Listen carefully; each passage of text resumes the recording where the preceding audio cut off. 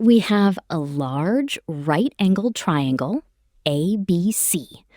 Perfectly tucked into the right angle corner at B is a blue square, EBFD. The upper right corner of the square, point D, lies exactly on the hypotenuse. Now, here are the two important clues. The segment AD measures 7 units, and the segment DC measures 14 units. Our goal is to find the exact area of the blue square. To do that, we first need its side length. So let's call each side of the square x. Now, focus on the small triangle above the square, triangle AED. Let's call its vertical side AE, A. And now comes the key observation. Look at the small triangle AED and the triangle DFC. Because the sides of the square are parallel to the legs of the large right triangle, these two triangles have exactly the same angles. That means they are similar triangles. And once we know the triangles are similar, we can match corresponding sides.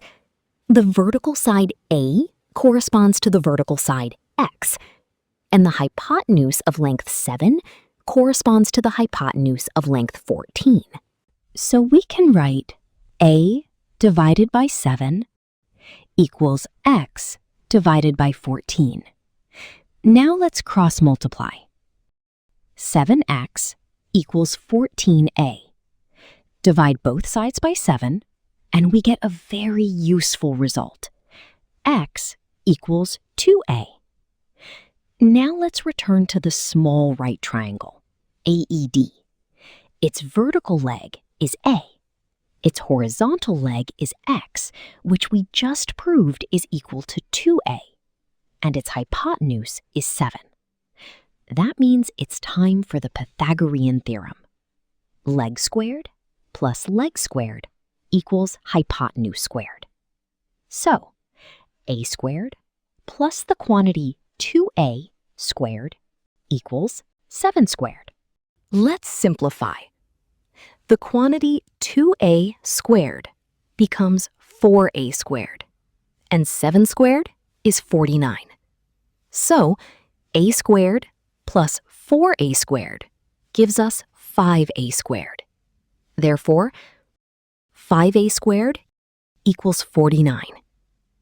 Divide both sides by 5, and we obtain a squared equals 49 divided by 5. We're almost there. The area of the square is simply its side length squared. Since x equals 2a, the area is the quantity 2a squared, which is 4a squared. Now substitute the value we just found.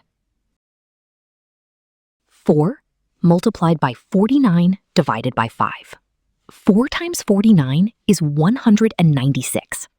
So the exact area of the blue square is 196 divided by 5.